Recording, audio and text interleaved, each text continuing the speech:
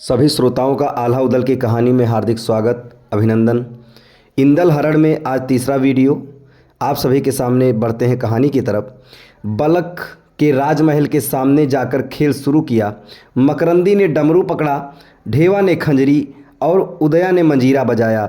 स्वयं उदल बांसुरी बजा रहे थे। महिलाओं ने जोगियों की सूरत देखी तो मुग्ध हो गई। वहाँ सब महिलाएं ही जादू करना जानती थीं।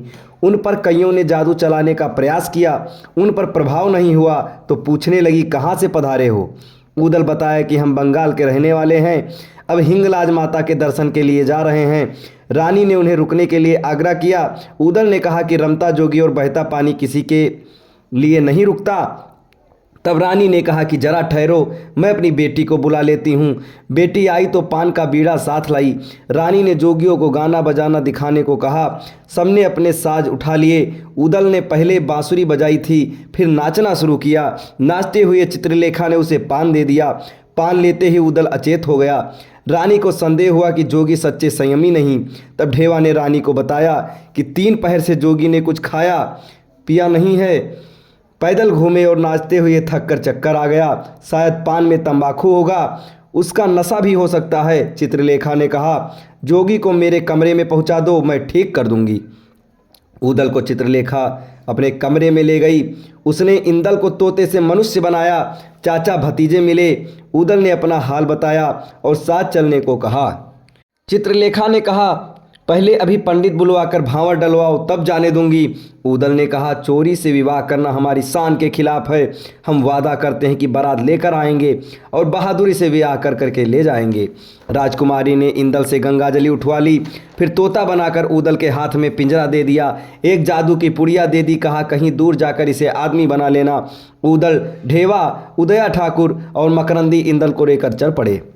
उदल ने उसे ढेवा के हवाले कर दिया और स्वयं मकरंदी के साथ नरवरगढ़ चला गया। मलखान को उदल ने सारा हाल सुनाया। तब मलखान, इंदल और ढेवा स्वयं मकरंदी के साथ नरवरगढ़ चले और महोबा पहुंच गए। राजा परिमाल के दरबार में इंदल को पेश किया। फिर परिमाल भी 10 पुरवा आल्हा से मिलने चले। मलखान ने इंदल को आल्हा के सामने खड़ा करके कहा, जैसे मैंने इंदल को खड़ा कर दिया, क्या आप उदल को खड़ा कर सकते हैं? आल्हा को शर्मिंदा होने के अलावा कोई उपाय नहीं था। वह स्वयं अपने प्राण देने को तैयार हो गया।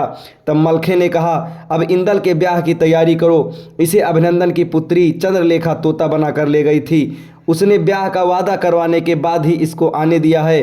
अब चुनौती सामने है। उदल के बिना बलक बुखारे की फौजों से कैसे जीत पाओगे? माता सुनवा व फुलवा दोनों को इंदल ने उदल के पत्र पकड़ा दिए। दोनों उदल की जानकारी पाकर प्रसन्न हो गईं। माता मल्हना, दिवला और तिलका ने इंदल के विवाह की तैयारी शुरू कर दी। मलखे ने महोबा और सिरसा की फौजें तैयार करके बलक बुखारे को की तरफ कूच कर दिया। अब इसके आगे वहाँ लड़ाई कैसे हुई, कैसे शादी हुई इंदल की, आपको अगले वीडियो में बताया जाएगा। तब तक हमारे साथ बने रहें। धन्यवाद।